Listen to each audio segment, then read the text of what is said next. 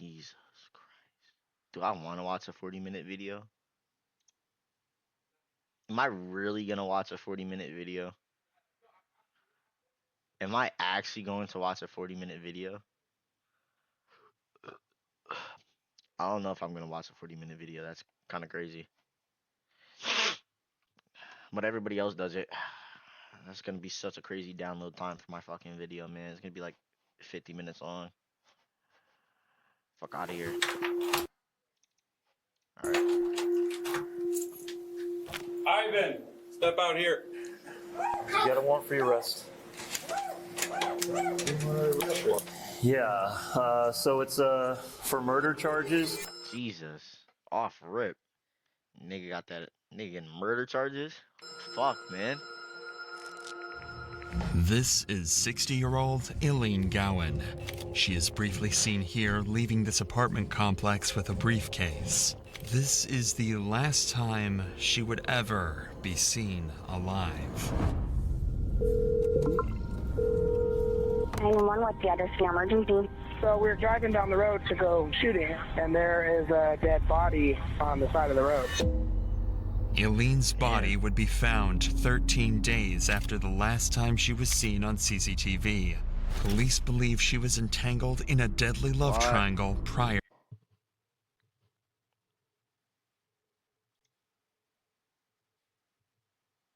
to her murder. But over the course of the next several months, this cold case would turn out to be far more complicated and even more disturbing than they could have ever imagined. When me and her broke up, she moved in with a guy, and he tried to mess with her. And all I know is his first name's Sam. They said we told her it was a bad deal with him. Because he's telling me if the cops get behind him, he's gonna run into a tree. It's not supposed to be funny, but Jesus Christ, this nigga just starting to run into a fucking tree. Oh my. Somebody get this nigga, man. Because he's telling me if the cops get behind him, he's gonna run into a tree. Turning westbound on 166, be advised. It's their grandfather in the car, and he called them saying that he's possibly going to try to crash the car. Never seen before footage is kind of crazy. On February 13th. You know, a matter of fact, how does Dr. Insanity be getting these videos? He be saying some of these are never seen before. Like, that shit crazy. Who this nigga work for the feds? Bro, Dr. Insanity, I'm on to you, my nigga.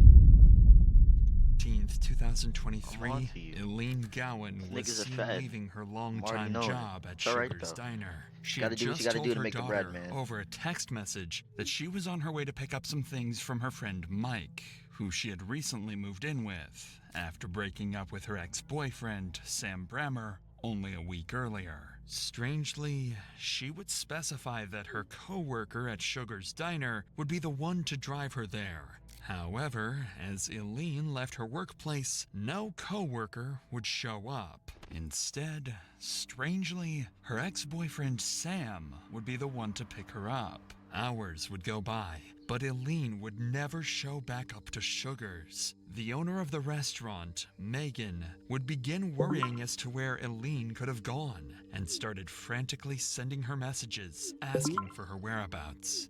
But oddly, she would receive a single message back saying, "Leave me alone, I'm done." This was very strange coming from Elene, as she almost never texted, usually resorting to phone calls, and was often extremely responsible. Something strange was going on. The day would go by, and Elene would never be seen. The following day, Elene's daughter would file a missing persons report for Elene to the Council of Bluffs Police Department, and an investigation began. Detectives would begin collecting CCTV footage from everywhere in the town to try and fully document where Elene went the day of her disappearance. But this would be quite the lengthy process. So without anything to go by, police would start asking her family and friends. Apparently, after leaving her ex-boyfriend, Sam Brammer, a week earlier, she had stayed with her new friend, Mike Brockman, a man her family claimed had... New friend?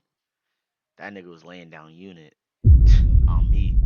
likely assaulted her the night before she disappeared. Oh. Wow, that's... Holy fuck. It's not funny, but... Shit. This shined a suspicious light on both of the men she was involved with, so police would bring in both Sam and Mike for interrogation and see if they could find any leads. Mike was a friend of Elene's who met her at Sugar's and became very close over time. It was still unclear to officers what happened to Elene. At this point, for all they know, she could have just gone MIA and taken a break from her stressful life. However, if anyone would have the clues as to where she went, it would be Mike. So, basically, I mean, as you know, I talked to you on Monday. Or Wednesday, I guess, was the first day I talked to you. I had received information from some of the family that you and Eileen were possibly in a relationship, or kind of, sort of. She may have lived with you for a few days or a week or so, but if you could just kind of go before Monday, just kind of tell us how you guys know each other, how she ended up out there at your place, that kind of thing, and then we'll kind of move from there. She was a waitress at Sugar's, and I knew her from in there, and I talked to her before and stuff like that. Mm-hmm. And then she told me, I don't know what it was like on a Tuesday or Wednesday night, that she got kicked out and she needed a place to stay. I said, well, you would stay at my place for a couple of days. I think it was Friday. She called me and she said, I won't be coming back. She says, we're getting back. Jesus. I won't be coming back. Definitely didn't. That was a bad joke. I'm leaving that in though. I'm leaving that in though. And all I know is his first name is Sam. Leaving that in though. I don't know anything else about him. Okay. And so I didn't see her. And then she called me crying on that Saturday night. And she said, oh, we got into it. Can I come out for a day? I said, you can come back out. But you got to be gone Monday because I can't have this. I'm single. I don't want anything like this going on. Two initial thoughts can be made upon hearing Mike's story. On one hand, it seems like Sam was back together with Elene, so Sam would be a much stronger person of interest, as he'd likely been the last person to see her. On the other hand, Mike may have had a deep connection with Elene, meaning if he learned she got back with her ex-boyfriend just days after moving in with him, he could have played a sinister role in her disappearance. But detectives plan to let Mike tell his side of the story before confronting him about the suspicious relationship. So I took her to work Monday morning, a week ago yesterday, dropped her off at 5 a.m. And she was supposed to get off at, I don't know, she said 7 or 8. Her daughter was going to pick her up. She's going to go to her mom's and get her safe and take to her daughter's. And then she was supposed to come back to work at 2 o'clock in the afternoon. Well, then I get a phone call from the bar saying, hey, have you seen her? And I said, I haven't seen her, I haven't talked to her, nothing. Oh, she didn't show up for work. She didn't show up. I said, I haven't heard anything. And I tried to contact her and couldn't get a hold of her. So I sent her a text message and I said, all your stuff that's bagged up is going to be sitting behind the bar. You got to get it. I want it out of here. I don't want to mess with any more of this. And I never, since 5 o'clock that Monday morning, I'd never had any contact with her, phone, text, or anything. And then I didn't know anything till right before you called me that she'd come up missing. This nigga lying his ass off. He's lying his ass off. Mike would go on to claim that he never had any sexual relationship with Elene and that she stayed in a completely different room to him while living in his house. However, detectives know more about Mike than he thinks, and with some information Elene's close friends shared with them, they don't believe he and Elene were just friends. Has anybody said anything to you that Eileen was saying anything about you? Have you heard anything about her making any statements about you and your behavior while she lived or was staying with you out there? No. So you haven't heard that she may have made a statement that you possibly assaulted her while she was out there? No. Okay. Jesus. That statement was made to a couple people that you supposedly laid down on her bed with her and spooned her from behind. Is that? No. Can you tell me, is that any of that accurate? Any of those statements? I would not do that because, like I said, she was a loose cannon. She's scared. I guess here's the deal. You're a grown man. She's a grown woman. You know, if there was any type of whatever contact between you that was consensual, there's absolutely nothing wrong with that. She was crying that first night she come out and I hugged her. Okay. But there was no relationship, no. This nigga's lying, man. I'm not gonna lie. Throw him in the pin too. Throw him in the pin too. Throw him in the pin. Asking for it or anything. This information is, well, concerning, considering it would be unlike Elene to make up blatant lies of this magnitude. However, with little to no evidence, other than a few rumors coming from her friends, police can't harp over these allegations and decide to wrap Mike's questioning up. At this point, Mike is still considered to have potential involvement in Elene's disappearance, but with a lack of leads, they direct their attention to the only other potential suspect, Elene's ex-boyfriend, Sam Brammer. We've already met Detective Dyer. Yeah, we get first names, but Yeah, this is Detective Dyer.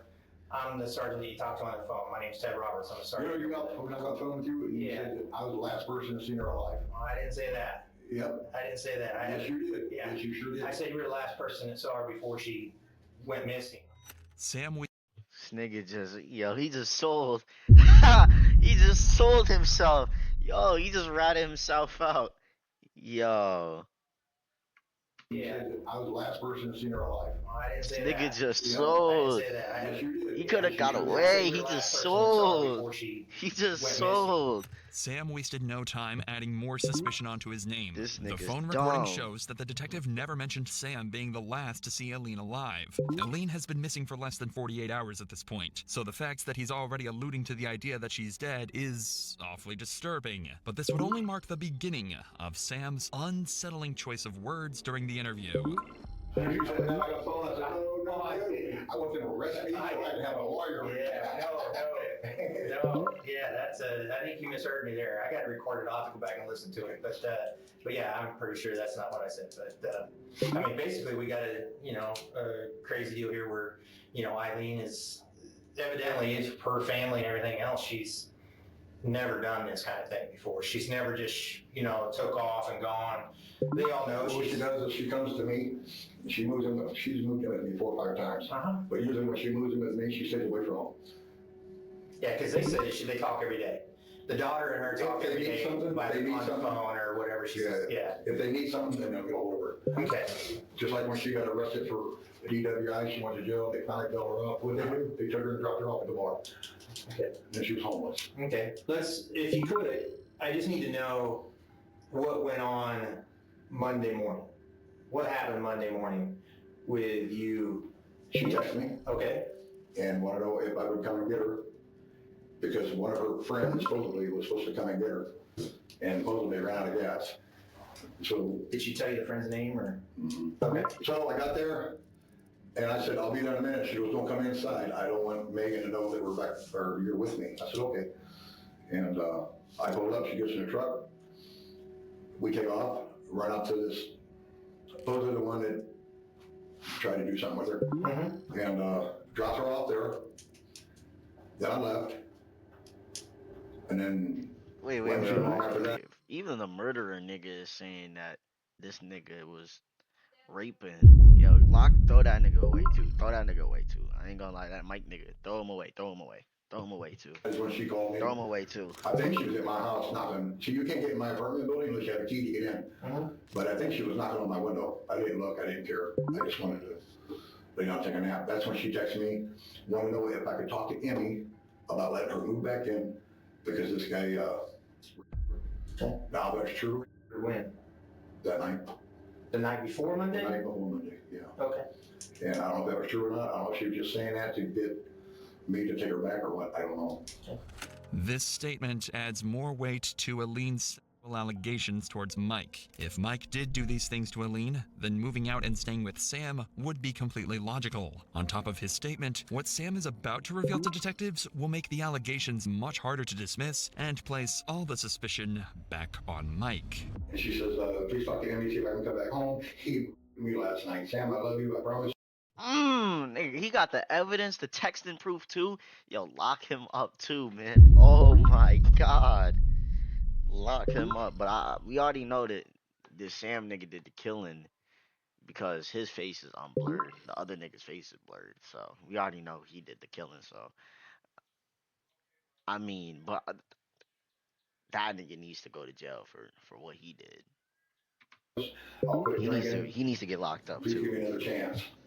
And she says, I'm hanging out with her, and this was at 122. What's it say? And it says here, I'm hanging out with a friend, I will get a hold of you later. I'm not going to work. I'm not going back to work. Back at 2, right? I think 2 or 3. Yeah, okay. I can't remember. Okay. And then you go to work, go back there, they treat me like shit. And then she says, you've seen it. They have. I mean, but I can't say nothing. And then I said, why are you telling me? Why didn't you tell me this earlier when I was talking to you? You're drunk. You're drunk, ain't you? Be honest. That's why I can't do this no more. Please, do not call me no more, text me no more. I'll be friends with you at work. And that's when she got pissed off. Said, you. Based on these texts, it really seems like Elene's disappearance was just a way for her to take a break from her traumatic life. If the allegations are true and her ex-boyfriend refused to give her a place to stay, well, then running away for the time being is completely reasonable. Sam's story seems solid so far, but there's one tiny detail that just doesn't quite add up, and this detective has just picked up on it. But you said you dropped her off in front of Mike's house. Yeah. And you watched her walk into the... All she did was she got out and she walked in front of the truck. She walked in front of the truck. I went and turned and that's when I left. Okay, so you didn't see her get into the house, anything like that? So if she had walked away from there, I mean, that's quite a ways away from your apartment complex. I wonder how she would have gotten to you. I told you some friend was supposed to come and pick her up. Sam claims the day of Elene's disappearance, he drove her from her workplace at Sugar's Diner over to Mike's house to get her belongings. After that, he drove off, assuming she was to be picked up by one of her friends. Fortunately, police can easily cross-reference these claims using surveillance footage. At this point, the majority of the CCTV camera footage has been obtained from the day of Elene's disappearance, so detectives quickly wrapped up Sam's interview so that they could further investigate his claims. Additionally, the detective would apologize for assuming Sam's earlier word choice was suspicious.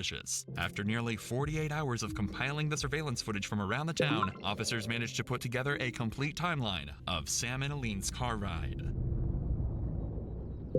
At 8:30 a.m. on February 13th, Elene would patiently wait at her work, Sugar's, for Sam to pick her up. Elene needed a ride to go and purchase a new... This sound is pissing me off. She didn't want anyone to know her and Sam were back together. And this nigga selling his shit. He could have got away with this murder, but he's selling. Elene and Sam would first drive to her mother's apartment, Dudley Courts. She would be seen carrying a suitcase-like object out from her mother's apartment, then leaving with it. This would turn out to be a safe containing $1,200, which she had planned to use as a down payment for an apartment. At 9:30 a.m., they would drive directly to the Sherwood apartment complex to purchase the apartment. However, the complex happened to be closed, so they were unable to purchase anything. This is where the timeline starts to deter from Sam's claims in the interrogation room. From 9:45 to 10:30 a.m., Sam's car can be seen driving all across town. He went in multiple circles and even made a quick stop to Burger King at 10:30. However, he never drove Elene to Mike's house like he had claimed. In fact, Sam's car can be seen driving in the opposite direction to Mike's house the entire morning. This is concerning, but it would only get worse. For the next 2 hours, Sam's truck goes off the grid. It's completely unknown where he went, and no CCTV cameras had managed to capture his location. Luckily, at 1 p.m., his truck would appear back on the same streets he circled on for hours that morning, and eventually, he would make his way back to his own home at the Cottonwood apartment complex. But things were different in all the recordings past 1 p.m. Elene was no longer with Sam. Cameras had clearly captured... Damn. This nigga's a ghost? Nah, I ain't gonna lie, this nigga's super nigga. Hold on. How he do that? Wait. This nigga got off the grid, murked her, threw her off, and then appeared back with nothing in there. Yo, hold on. Past 1 p.m. This Elene nigga, I ain't gonna lie. This nigga would have got away. He would have got away if he didn't start selling. He started selling. Was no longer with Sam. Cameras had clearly captured that nigga old as fuck, don't got no wisdom about killing niggas, man. Don't let me catch a hat.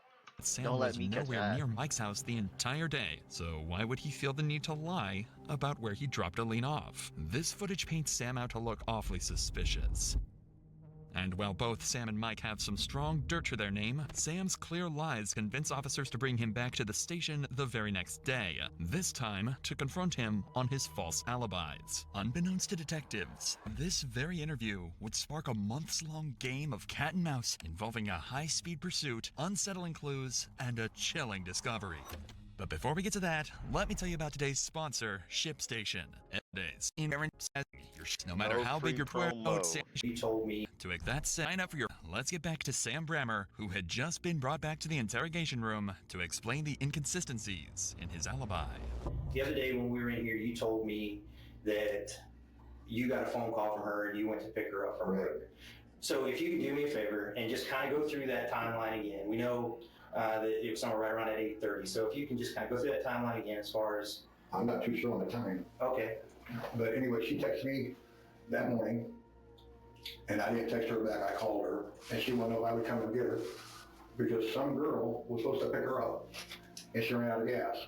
So I went and picked her up, and she got in the truck. I left, and she wanted to talk to me about helping her get in the apartment, because she lived in the same apartment building I did, but she didn't pay her rent, so she got kicked out. But she didn't want to go home right away. So me and her just went right down Broadway, and then she wanted to stop at her mom's house.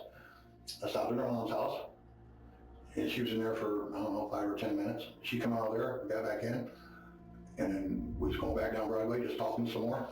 And she promised me, she wanted me to drop her back off at his house. But she made me a promise I wouldn't do nothing to him, and I told her I promised. As a matter of fact, when we get there, we just get out. You walk in front of the truck, I'll go turn around and I'll leave. And she says, okay. Okay, so you went up there, you dropped her off, then what'd you do? As soon as I pulled up, and she didn't want me to go in the driveway in case he was there. Okay. And she got out of the truck. When she got out of the truck, she walked in front of the truck, and that's when I went straight, turned around, and came back. Okay. And I hit straight home. So you went back down to the highway, went back down to Kingsville? You left her there? Huh? You left her there? Yeah. Or you... No, she got out of the truck. She didn't want me to come in. Just a second ago, you said she went in, grabbed clothes, came back out to your truck, and you guys left again. No. That was at her mom's house. Clearly, Sam is lying about where he was the day of Elene's disappearance. The detectives know it, and it seems like Sam is starting to realize he won't be able to keep up his fake story for much longer. Even after being told that cameras show him nowhere near Mike's house the entire day, Sam insists on his story that he did in fact drop Elene off at Mike's house. With this, the detectives would take a brief break from the room to watch the footage over again, just to triple check that Sam is 100% lying. And to nobody's surprise, the footage showed Sam on the opposite side of town during the time he claims to have been at Mike's. So when the detectives return to the interview room, they'll use this information to try and get Sam to own up to his lies. We got a small little snap here. We need to talk to you about, okay? So you said after you dropped her off, out there off of Highway 191 at that residence, you headed back to your apartment. We checked some of our cameras, okay? And we have a camera at 36th and Broadway. And we have your truck going westbound at 9:28 a.m. going to Omaha, okay? When you pass 36th and Broadway heading west. So you didn't go home, you went over to Omaha, it looks like. Do you remember what you did or who you saw? I don't remember going home. Where'd you go? I told you I went straight home. I don't remember going home. Well, the camera doesn't lie. It's your truck and it's your license plate number. Right. Okay. At 36th and Broadway at 9:28 a.m. Going west toward 480. And then 1 hour later, you're coming back from Omaha and you're going eastbound coming back into Council Bluffs. 1 hour later. No, we're going home. Where'd you go? I went straight home. Sam is stuck at this. My nigga, you're caught. You're caught. You're caught, Mud. He caught you. He has all the proof, and the proof is in the pudding. You're caught. No, like, how, bro? Bro, you're caught, man. Nigga, just fess up, nigga. You're caught. You're caught. At this point, no matter what You're information caught. detectives reveal, he will not admit to anything. At this point in the interview, all Sam has left is to simply reject everything the detectives tell him. They know Sam isn't telling the truth, but why he's not telling the truth is what remains to be seen. However, with Sam seemingly uncooperative, all detectives can do is end the interview and let Sam back onto the streets, until more concrete evidence can prove he had more to do with Elene's disappearance than he claims. But fortunately, letting Sam back onto the streets would lead them to the exact evidence that they were looking for.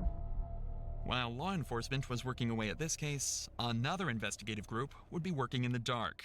Elene's family. Everyone held hope that Elene was still alive, but with time passing, her family was demanding answers. Sam and Elene had a long history of arguments, physical assault, and much more that the family was well aware of. They knew Sam had more information about Elene's whereabouts than he had told them. So, to figure this out for themselves, Elene's son, Jack, would show up to Sam's door that same night, and he would pound on the door, and upon opening, Jack would ask the simple question, "What the hell did you do to my mom?" In Jack's words, Sam stared at him as if he had seen a ghost and then shut the door in his face. Sam panicked. Whatever he did to Elene, people were starting to catch on. Later that night, Nigga knew he was caught. Sam talked to his granddaughter, Nigga pissed Emily, himself. and would confirm he was going to harm himself so that he could go visit his grandmother. This shocked Emily, as in her eyes, Elene would talk to his granddaughter, Emily, and would claim that he was going to harm himself so that he could go visit her deceased grandmother. This shocked Emily, as in her eyes, Elene was still alive. Quickly, she would call 911 to report everything Sam had just told her, and shortly thereafter, police would locate a drunken Sam at his local bar. Hi, sir. How are you? Good. Is this your vehicle? Yes. Hey, can I talk to you real quick? Yeah. Do you have any weapons or anything on you? No. Hey, we were called to check your welfare. Okay, I think you talked to your granddaughter earlier, and she was concerned about you, some of the statements that you made to her. I'm here for you, man. Tell me what's going on. Why are you feeling the way you're feeling? My girlfriend, it was like a week ago, me and her broke up. She moved in with a guy, and apparently he raped her. What's his name? The only thing I know, he goes by Mike. Me and her broke up. She didn't have a place to go. She moved in with him. She told me Friday that he tried to mess with her. So I called my son and see if she can move back in, because he kicked us out. So I called my son to see if she can move back in with her. And then I went to his house, got her stuff, took her to my son's. And then the next morning we went to work, and then she went right back to him. So I don't know. So what comments did you make to your granddaughter that would be concerning this evening? I just told her I'm going to go out and have a couple of drinks, and I love her. That's it.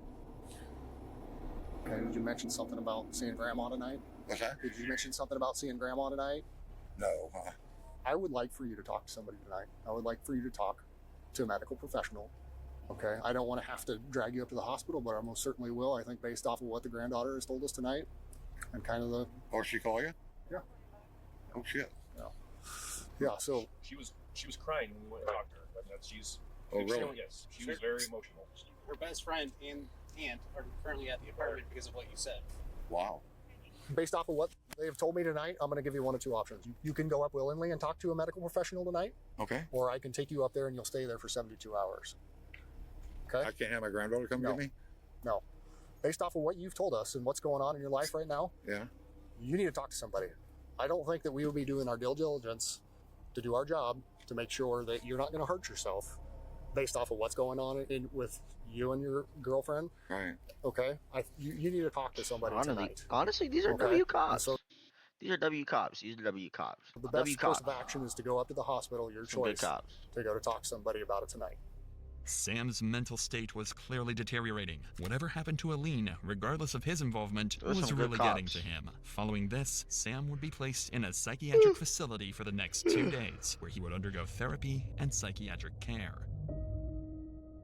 During these 2 days, detectives would aim to gather more intel on the case, this time by interviewing the family of Elene and Sam. They'd bring in both Justin Brammer, Sam's son, and Nicole Shipper, Elene's daughter, and both of them would reveal significant details, crucial to solving the case.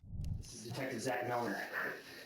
I just want to get as much history as you can tell me or talk to me about when it comes to your mom. What was their relationship like over there? Not a healthy one. Okay. What do you mean by that? He didn't like her drinking. He thought he could change her get her to stop drinking. I told him that he can't because she won't change for her kids. She's not going to change for a man. And he seemed to think that he could change her, so he kept trying with her. But there was things on his part and her part that were not healthy. They both had jealousy issues. He has a very short temper. Very short temper. Mm-hmm. And littlest things will set him off, and it's like ridiculous. When they were good, they were good. But when it was not, I was constantly in the middle of it because she's my mom and that's my boyfriend's dad. And they were good when they weren't drinking, especially when she wasn't drinking. Boyfriend's dad. Is my boyfriend's dad. And what? Niggas ran a 2-man? Niggas ran a father, son, and mother, daughter 2-man. I'm crying. They were good when they weren't drinking. Wow. Especially when she wasn't drinking. Niggas ran a 2-man. 2-man of hell. She'd bicker, she'd argue. They start arguing. They just escalate. Next day, they were fine. They go to bed angry. Mm-hmm. Did you ever see it get physical? No, never seen it physical. He told me she grabbed him by her neck a couple times, but that was about it. Okay. Why would he grab her by the neck? No, she grabbed him by the neck. Oh, okay. It seemed like Sam and Elene had a rocky relationship, but it rarely escalated to the point of violence. And if the fights did turn violent, it was Elene doing the physical harm to Sam. The week prior to last Monday, what was going on? they were separated. She called me before she went missing, telling me how she don't want to get back with him because she's tired of him throwing her out for little reasons, and she's sick of not being able to have a stable home because he just gets so mad at the smallest things and just kicks her out. Did Emily want her to go, or was it your dad that wanted him to go? Was it Sam? My dad. Okay. He'd take her back, he'd kick her back out, bring her back, kick her back out. Told me to stop. I mean, you guys need to just separate. So we're separate ways. Sam's family strongly suggests that Elene was in fact the troubled one in the relationship, and Sam tried over and over to cut her out of his life. This only perplexed detectives, and simply doesn't explain why Sam's been acting so strangely following Elene's disappearance. 2 days after these interviews, Sam would be released from the psychiatric facility. Fortunately for Sam, no new leads had come out regarding Elene's death, meaning he could finally have some peace for the first time in the last week. Or so it would seem. Because on February 21st, the same day Sam was released, he would go to Walmart to restock on alcohol. However, right as Sam was about to get in his truck and leave, an off-duty officer spotted him and decided to ask some questions related to Elene. Hesitantly, Sam asked to move his truck, and then he would talk to the officer. But the moment he got into his car, Sam would slam on the pedal, nearly hitting the officer, and floor his truck down the road, flying past pedestrians. See, now that's the cop's fault. Like, why would you ask him questions without being in an interrogation room? No rights were read. He was a bitch-ass cop. Nah, that's your fault, cop. Would jump in his car and begin chasing Sam, who would only pick up speed as he ramped up to over 100 miles per hour down the peaceful roads of Rexburg, 100 miles per hour in that little ass truck is crazy. That shitty ass truck doing 100 miles per hour is kind of crazy. If that deputy's in the white Tahoe, he can light it up. It's approaching him. The chase continued for multiple minutes, but it became clear to officers that Sam had no plans of slowing down. So the chief officer radioed in to call the chase off. Shut it down. I'm not shutting it down. Sam had just successfully run from the police, and while he was having the time of his life, this chase obviously made things much, much worse for Sam.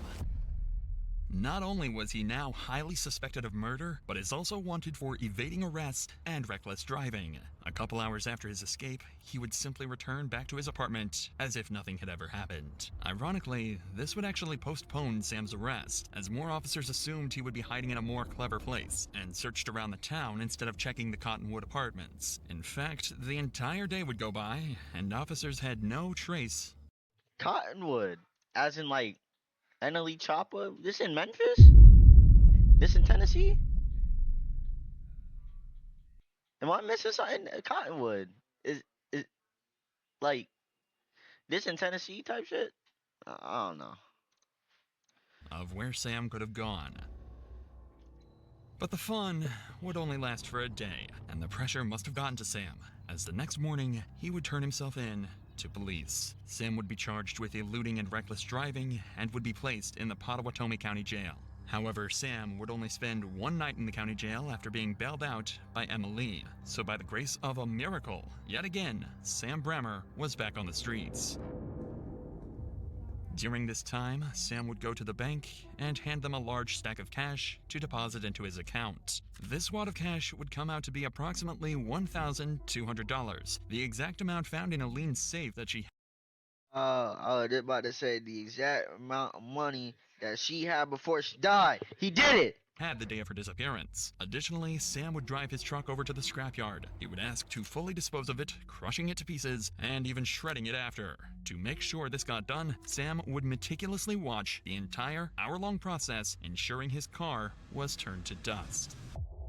It couldn't be more obvious that Sam had something to do with Elene's disappearance. The lies to detectives, the disturbing comments to Emily, running from the cops, cashing in Elene's safe money, and now shredding the only potential piece of evidence he had left. On top of all of that, detectives had looked into the claims involving Mike Brockman and discovered that Mike was at work all day at Omaha, Nebraska, nowhere near Sugar's Diner where Elene was last seen. All of that leaves Ivan Sam Bremer as the final suspect. But with no direct evidence, all law enforcement could do is wait until new clues came their way. 911, what's the address for your emergency? I don't really have an address. We're off the exit of Crescent, Iowa, over by a public shooting area. What's going on? So we're driving down the road to go shooting or whatever, and there is a dead body on the side of the road. Male or female? It's female for sure. On February 26th, Elene's body was found underneath a bridge just miles away from Sam's apartment. The body was unrecognizable, but the clothes matched the exact outfit Elene was wearing the day she had disappeared. Someone had killed her. Medics would pronounce Elene dead on the scene, and she would be taken to the hospital to get an autopsy done to determine her cause of death. But her results would come back strange.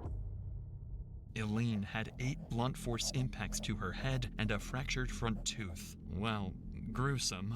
None of these injuries were sufficient to cause her to die, so her cause of death would be ruled as undetermined.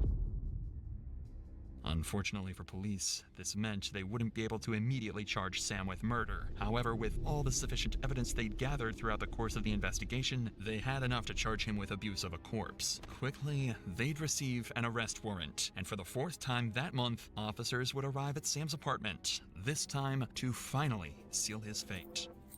Hello, morning. We're looking for your grandfather. Is he here? Okay, just 1 second. Just go. Sam, right? Goes by Sam. Okay. Is there anybody else in there? No, just him. He's sleeping. Okay. Has he got any guns or anything like that? Okay. Well, he's got a warrant, so we need to talk to him. Just let that officer in. I'll be right there.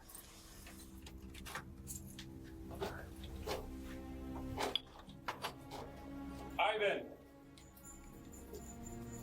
Step out here. Show us your hand. No. No. Hey! Okay. Come here. You got a warrant for your arrest.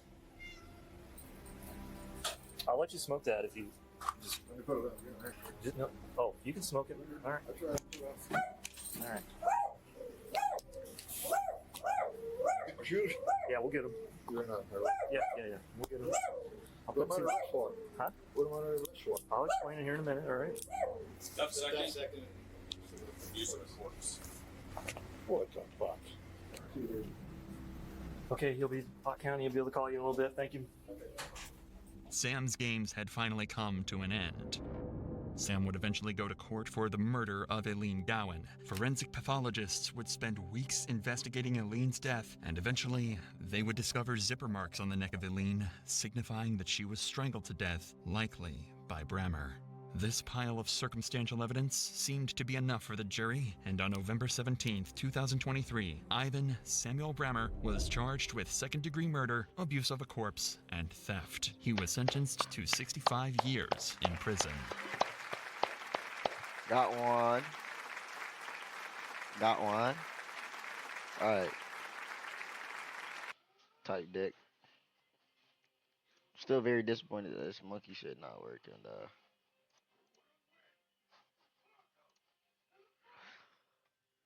Fucking tired. Look at Drake May, man. Alright.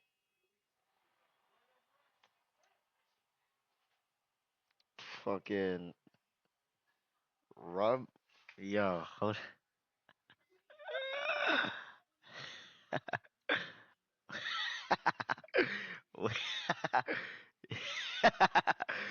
Yo, bro, why does my chat not appear on screen, bro? I have it on. I have the fucking chat thingy on there, man. Why does it not appear on screen? KC3 midget. Hey, if you put peanut butter on your face, I'll give you $10. Rub mayonnaise on your ass for 5 subs.